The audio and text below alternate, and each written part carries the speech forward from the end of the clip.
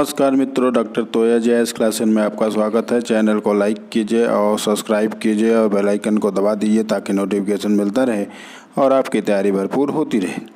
आज हम लोग भारत और नेपाल के मध्य जो काला पानी विवाद है उसको पढ़ने का प्रयास करेंगे, क्योंकि चाहे आईएएस हो चाहे पीसीएस हो, उसके मेंस में जो सब्जेक्टिव लिखने को आता है वो करंट अफेयर के इशू से भी जोड़ के बनाया जाता है। तो ये एक लेख है और इस पे क्वेश्चन भी बनने की संभावनाएं रहती हैं।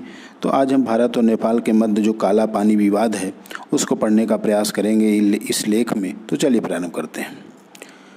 तो काला पानी विवाद चर्चा में क्यों है? क्योंकि पिछले साल भारत ने काला पानी को अपने मानचित्र में जब प्रदर्शित किया था, जिसे लेकर नेपाल ने भारतीय दूतावास में अपना विरोध दर्ज कराया था।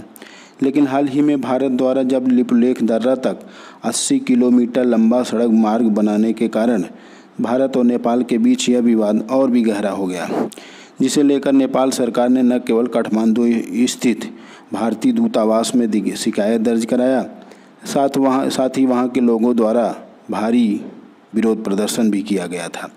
हालांकि यह विवाद और तब अधिक गहरा गया जब हाल ही में नेपाल कैबिनेट द्वारा पास किए गए राजनीतिक नक्शे में लिपुलेख, काला पानी और लिम्पियाधुरा को अपने क्षेत्र में दर्शाया गया है।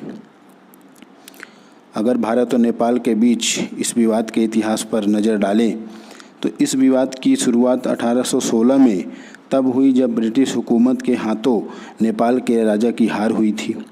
तब 1816 में सुगौली की संधि के तहत काला पानी नैनीताल, लिपुलेख, दार्जिलिंग, सिक्किम को भारत को देना पड़ा था। यही नहीं, तराई का क्षेत्र भी अंग्रेजी हुकूमत ने नेपाल से छीन लिया था। हालांकि बाद में अंग्रेज़ों ने कुछ क्षेत्र वापस नेपाल को लौटा दिया था। कहा यह भी जाता है कि 1857 के जो विद्रोह हुआ था उसमें नेपाल से प्रभावित होकर उसका जो तराई क्षेत्र है उसको भी नेपाल को अंग्रेजी हुकूमत ने वापस लौटा दिया था। दोनों देशों के बीच विवाद में एक दिक्कत यह भी है कि नेपाल के अनुसार सुगौली संधि के जो दस्तावेज या डॉक्यूमेंट्स है वो भी गायब हो गए हैं।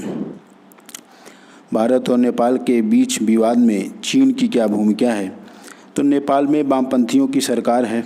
2015 में प्रधानमंत्री बनने के वाले केपी शर्मा ओली भी वामपंथी हैं, जो भारत विरोधी गतिविधियों के लिए जाने जाते हैं।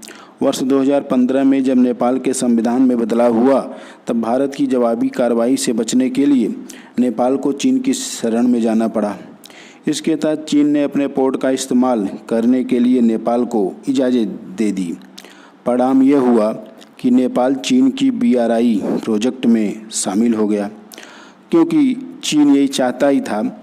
और बाद में चीन नेपाल में बड़े पैमाने पर निवेश भी कर रहा है और बड़े बड़े रेलवे लाइन भी नेपाल तक वह बिछा रहा है। माना जा रहा है कि हालिया विवाद भी इसी का एक कारण हो सकता है।